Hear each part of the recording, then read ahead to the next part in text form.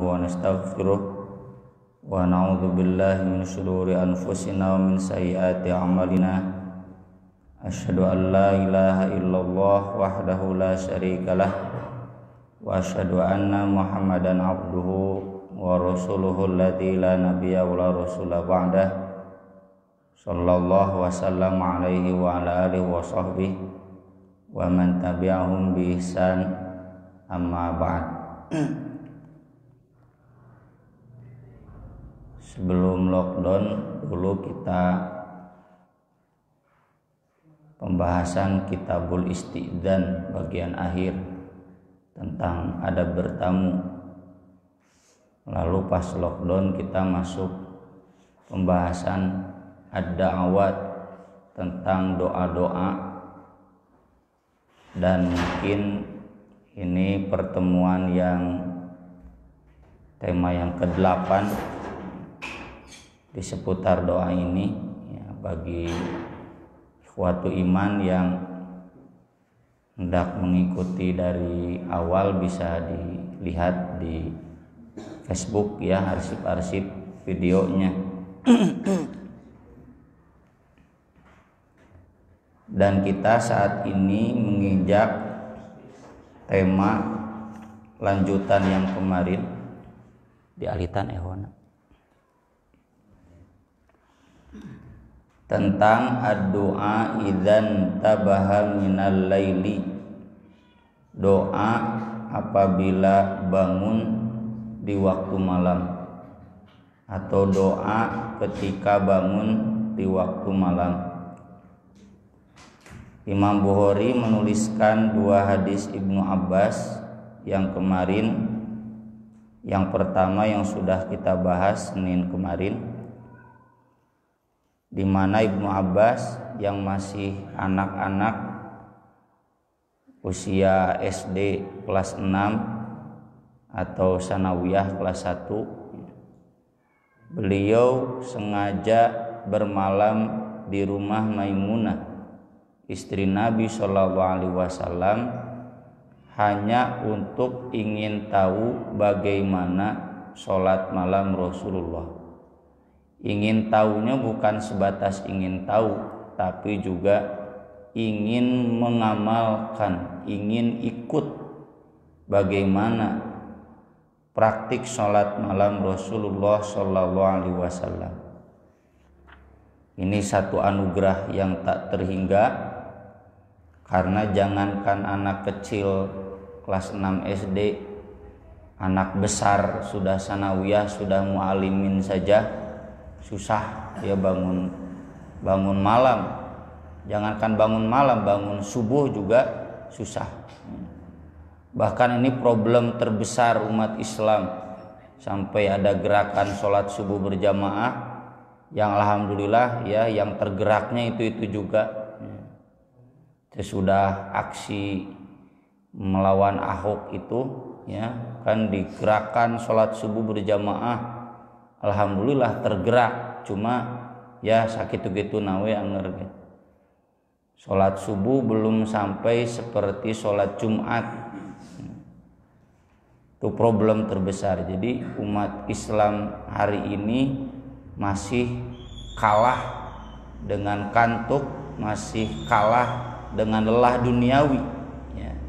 Lelah duniawi, masih rela mengorbankan kenikmatan akhirat karena kelelahan duniawi. Padahal bangun malam itu menyegarkan ya, bangun malam itu membuat iman kita segar kembali ya. Dan itu tidak dibutuhkan oleh umumnya umat Islam yang mereka memilih berlelah-lelah saja. Nah, hadis yang kedua adalah hadis yang akan kita bahas, masih dari Ibnu Abbas. Kemungkinan besar ini diketahui oleh Ibnu Abbas dalam waktu dan tempat yang sama, karena juga doanya ada kemiripan tentang cahaya. Kana Nabiyyu sallallahu alaihi wasallam idza qama minal laili yatahajjadu. Nabi sallallahu alaihi wasallam apabila bangun di waktu malam yatahajjadu. Tahajud arti asal hujud tidur. Kalau tahajjada yatahajjadu artinya toroha anhun naum, mengusir tidur. Jadi tahajjada itu mengusir tidur. Imam An-Nawawi memberikan banyak catatan terkait hadis ini, di antaranya dikaitkan dengan hadis beliau Nabi SAW apabila di waktu malam beliau bangun itu wasabate loncat, ngegajleng.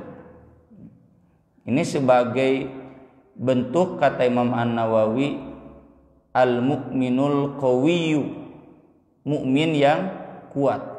Jadi beliau mengatakan ini adalah salah satu uswah dari al-mu'minul qawiyyu, mukmin yang kuat. Jadi mukmin yang kuat itu memang dalam hadisnya tidak sedang berbicara orang yang ahli bela diri, ya, yang kuat dikadek, yang kuat dipukul, yang kuat lari, bukan kuat makan. Tapi dalam hadisnya sedang berbicara yang kuat keimanan. Dia tidak banyak mengeluh, tidak banyak mengatakan lau, seandainya. Nah, Imam An-Nawawi mencontohkan, jadi salah satu wujud kuat itu kalau bangun di waktu malam itu ya tahajjadu, diusir itu, ya, rasa ngantuk itu, tidur itu diusir. Saya pribadi ya membangunkan anak-anak saya sering dengan mengatakan sok lawan, ya, tunduk lawan. Atau kalau kita kaitkan dengan hadis-hadis yang kemarin, ya, Nabi SAW mengajarkan di zikir sebelum tidur itu selalu ingat mati. Bayangkan, ya, bayangkan saja, bukan berarti mendoakan. Kalau kemudian ada yang membangunkan kita, itu si bapak meninggal dunia, kan mual mungkin, ya, kita bangun biasa-biasa, pasti kalau kata orang Sunda morejat bergegas.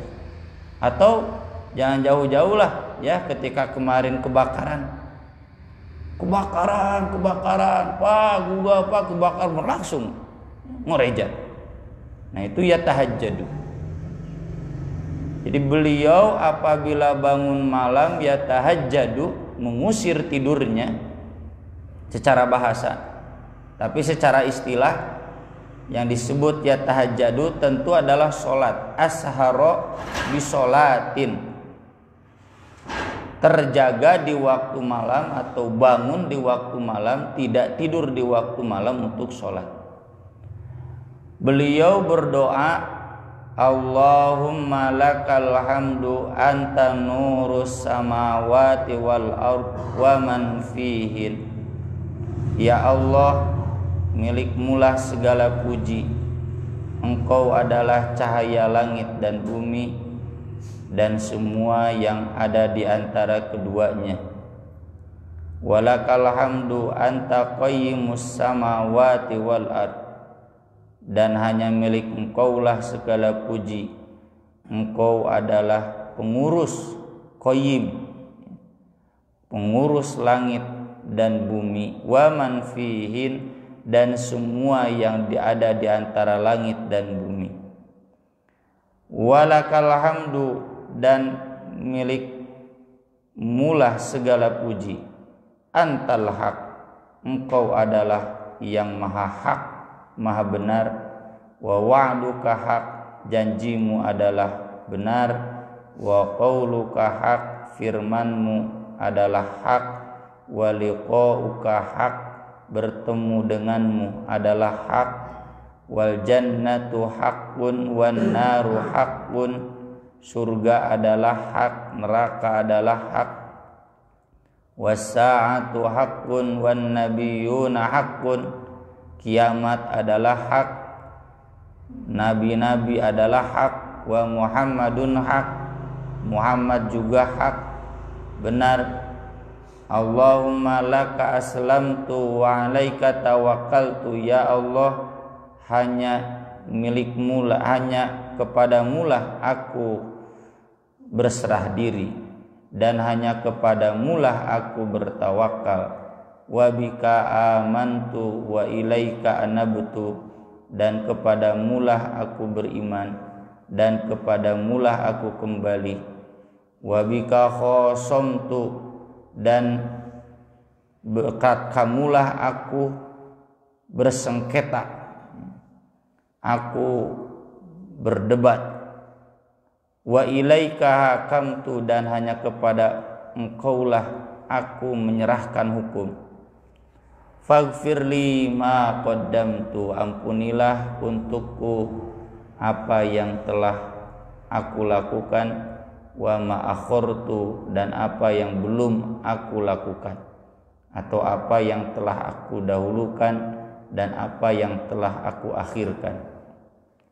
Wa ma asrartu wa ma a'lantu, apa yang aku sembunyikan dan apa yang aku perlihatkan terang-terangan. Antal muqaddim, engkaulah yang maha awal, yang maha mendahului. Wa antal muakhir, dan engkaulah yang maha mengakhiri. La ilaha illa anta, tiada ilah kecuali engkau. Au la ilaha ghairuka, tidak ada ilah selain engkau. Dalam riwayat lain ada tambahan wala haula wala quwwata illa billah. Ini doa seperti ini banyak sanadnya, dan banyak sanadnya berarti banyak variasi lafadznya. Semua variasi lafadz tersebut bisa diamalkan. Di antaranya yang saya pakai ini Allahumma lakal hamdunya, antanya ada 3 ya. Allahumma lakal hamdu anta nurus samawati wal ard wa man fihin, wa lakal hamdu anta qayyimus samawati wal ard wa man fihin. Kalau di sini enggak ada.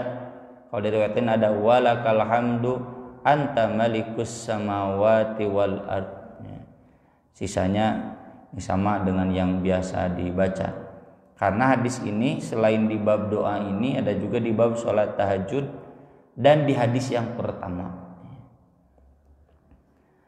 Di sini disebutkan ini dibacanya ketika bangun tidur. Jadi bangun tidur baca dzikir ini. Dzikirnya sungguh panjang, dzikir panjang itu panjang ukuran kitanya, ukuran Nabi memberi tidak. Dzikir itu tujuannya untuk menggugah hati, ya, keur ngahudangkeun hate biar tidak ngantuk. Di riwayat yang lain disebutkan, di riwayat Imam Malik, idza qoma ila shalah min jaufil lail, apabila hendak sholat di tengah malam. Nah ini ya, bagi yang belum sampai ke taraf ini jadi PR. Dari sejak dulu ya, dari sejak saya santri cukup menjadi misteri. Kok kenapa Nabi itu tidur malamnya tidak serius gitu? Ada riwayat Nabi, ini di hadis Ibnu Abbas kan, pulang bercengkrama dengan keluarganya, sholat, lalu tidur, lalu bangun, sholat lagi, tidur lagi gitu, sholat lagi, tidur lagi. Nah, penemuan saya yang terbatas, karena memang Nabi sudah sampai pada tahap tidur tidak terlalu pulas. Mungkin bapak-bapak ya, saya dapat ilmu dari seorang ustadz yang sepuh, geus kolot mah kalau sudah tua mah da cenah mimpinya juga ponok, angan-angannya ponoknya nu kolot nu soleh. Jadi cenah tidurnya juga nggak terlalu pulas. Nah mungkin beliau ya memang ada di level itu. Tidur itu hanya sekilas saja kayak tidur siang gitu. Udah hilang lelahnya bangun, agak lelah lagi tidur lagi, bangun tidur lagi, dan sangat banyak beliau bangun di tengah malam. Itu lama ya, saya susah menyingkapnya, tapi setelah merutinkan itikafnya yang serius, karena dulu ketika saya jadi santri nggak tahu, pokoknya itikaf di masjid saja. Kesininya setelah banyak dikaji, karena memang ya mohon maaf ya kita nggak punya guru dalam itikaf kebetulan. Ya. Guru-gurunya yang saya tahu ada di Masjid At-Taubah, saya nggak ketemu mereka gitu. Nah kesininya setelah dikaji, oh itikaf itu bukan tinggal di masjidnya saja, tapi kuncinya bagaimana menghidupkan malamnya. Bagaimana kita belajar berlatih untuk mengusir tidur di waktu malam, untuk mengenyahkan ngantuk di waktu malam. Nah itu baru terasa. Bahkan anak-anak saya semua merasakannya sampai 1 minggu lah. Nyawalan itu dari tanggal 2 sampai tanggal 7 itu parah. Mereka tidur langsung pada isya. Ibadah isya tadi sekian tidur. Kata ibunya, saararane cenah budak teh ya. Tidur, saya bilang nggak apa-apa, itu sunnah Nabi begitu. Nabi kan ya, dulu saya ceramahkan di pesantren, ceramah pertama ihtifal, Nabi itu membenci bangun ngobrol ba'da isya. Ba'da isya tidur aja kalau nggak ada kegiatan ilmu, tidur. Lalu mereka bangun jam 1, anak-anak. Saya tahu karena memang saya bangun. Jadi kalau orang sudah terlatih bagaimana tahajud itu mengenyahkan tidur, mengenyahkan ngantuk, itu kan terasa. Mungkin yang itikaf kemarin masih merasakan sampai sekarang, dan mudah-mudahan terus-terusan. Tapi kalau anak saya yang sekarang ya, udah libur lagi adhan awalnya, udah seminggu nggak adhan awal. Kenapa? Karena bangunnya pas subuh. Kata ibunya, alhamdulillah cenah barudak normal deh. Ini normal, yang ini tidak normal. Normal itu harusnya kemarin yang new normal. Jadi new normal itu begitu. Jadi ba'da isya tidur. Dan sama kata ibu-ibu tetangga yang anak-anaknya kemarin itikaf curhat ke istri saya begitu. Nah cenanya beres itikaf teh si Ujang begini. Jadi budak isya teh tidur, tapi nanti jam 1 jam 2 bangun. Ditanya cenah sama saya, kenapa udah bangun? Dagang ngantuk. Nah itu, jadi tahajud itu modelnya seperti itu. Selama kita belum bisa sampai di level ini, itu berarti tahajud itu masih misteri. Jadi bagaimana caranya agar sampai di level itu? Kalau masalah saya besok kan bekerja, sama Nabi juga. Nabi ba'da subuh tidak tidur lagi, sama seperti kita kajian, udah kajian kemudian kegiatan. Nabi baru ketemu tidur itu qailulah ba'da zuhur. Dan ba'da zuhur yang namanya qailulah tidak harus tidur, merebahkan tubuh pun itu cukup. Insya Allah dengan model seperti ini ya, yang memang untuk saat ini kita terkendala industrialisasi. Semenjak ada industri mewajibkan masuk jam 8 beres sore gitu kan, dipaksa manusia itu bekerja itu begitu. Yang lebih parah itu yang bekerjanya malam, sore mulai dagang ya, pulang jam 10. Yang lebih parah nah pasar malam. Berang teh dagang, malam dagang, siang tidur. Nah itu pola tahajud seperti itu pola yang sunnah. Jadi kalau kita belum sampai pada level mudah bangun di tengah malam, ya, maka berarti itu masih belum kita sampai ke makom itu. Maka berlatihlah, perbanyaklah doa, perbanyaklah zikir agar kita sampai pada makom tersebut. Nah, nanti kalau kan 10 hari terakhir Ramadan bukan hanya untuk yang itikaf saja kan, ya. Sudah sering saya tulis di Buletin At-Taubah, itu diperuntukkan bagi semua termasuk ibu-ibu. Ya. Kemarin sempat saya sengaja video karena ada donatur yang pengen tahu kegiatannya apa saja.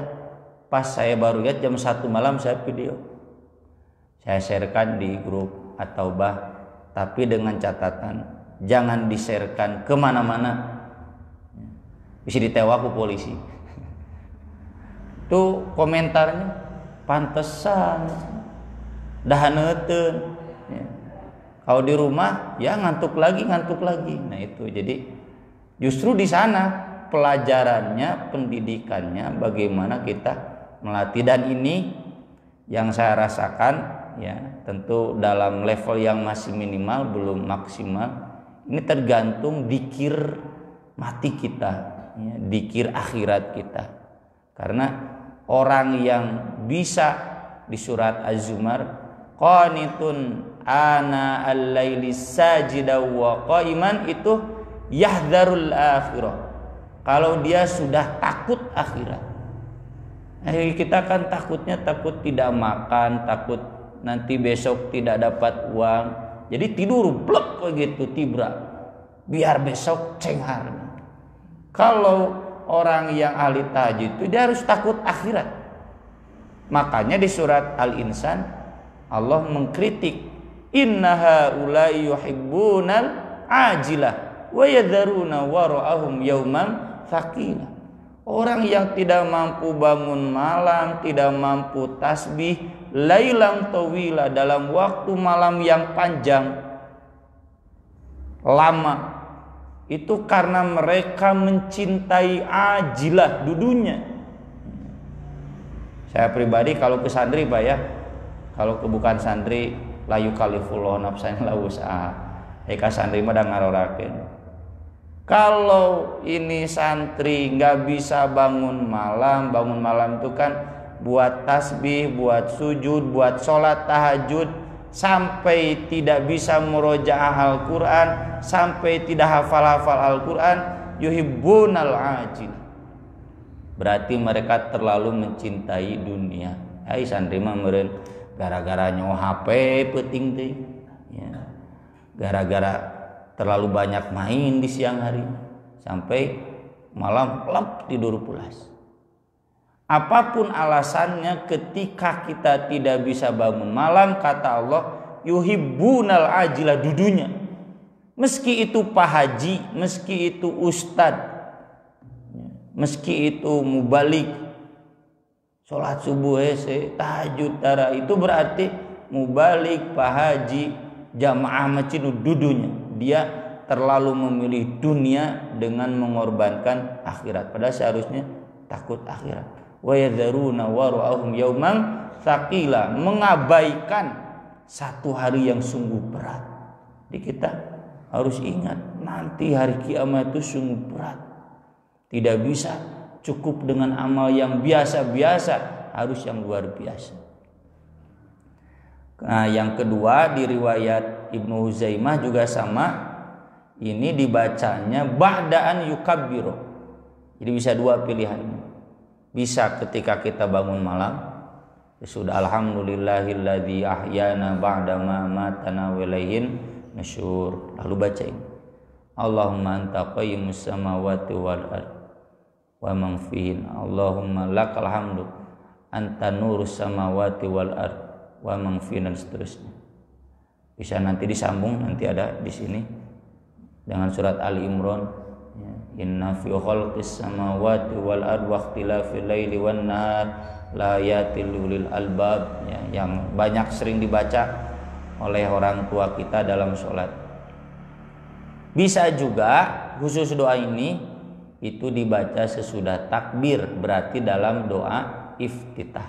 Allahu Akbar, langsung baca ini. Allahumma lakal hamdu anta nurus samawati wa dan seterusnya.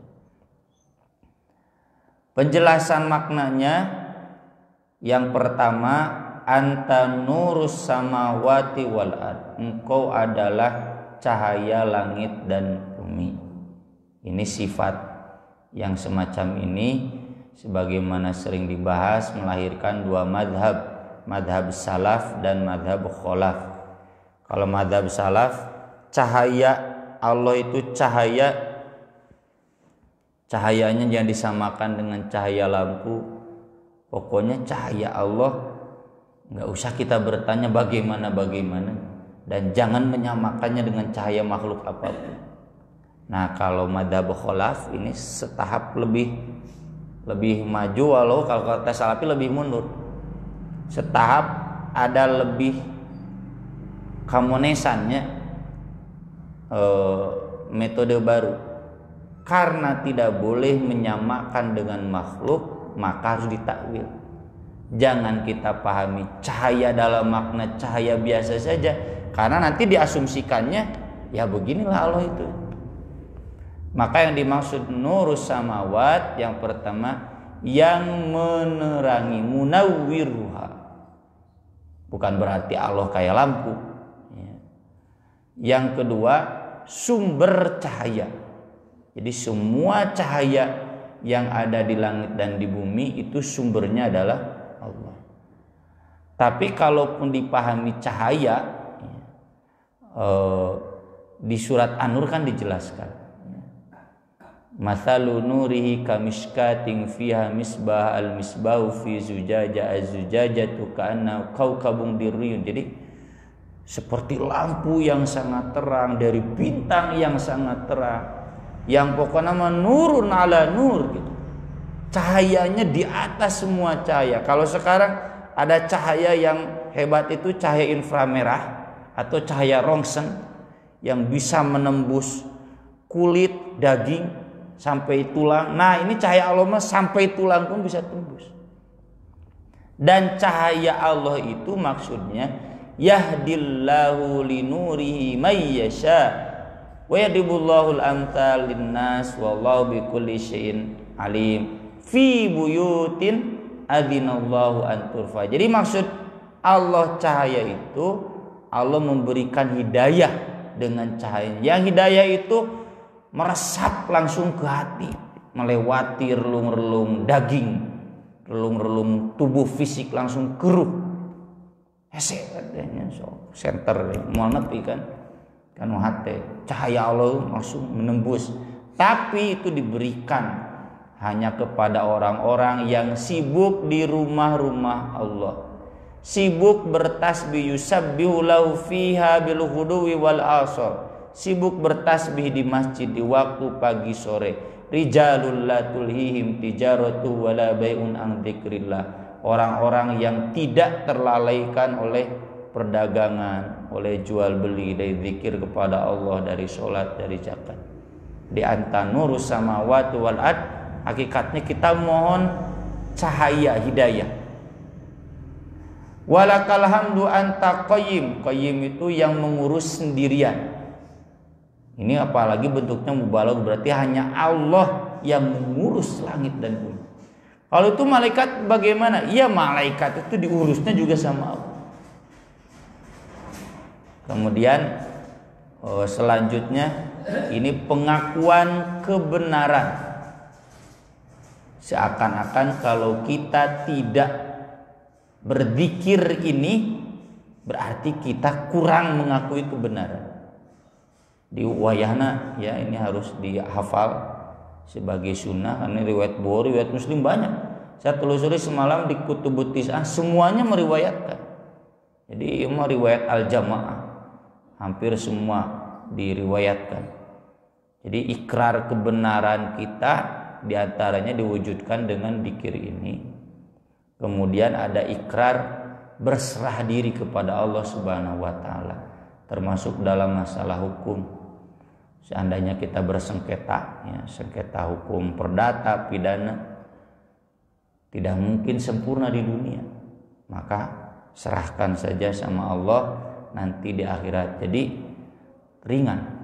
Dan kemudian permohonan ampunan.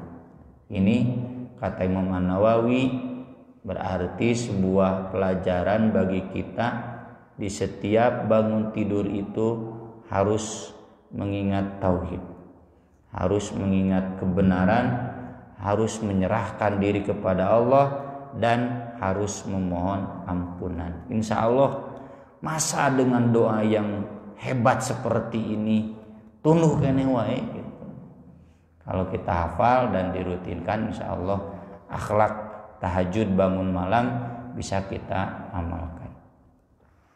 Aku qouli hadza wa astaghfirullah li wa lakum subhanakallahumma bihamdik asyhadu an la ilaha illa anta astaghfiruka wa atubu ilaik. Wassalatu wassalamu ala rasulina karim. Wassalamu alaikum warahmatullahi wabarakatuh.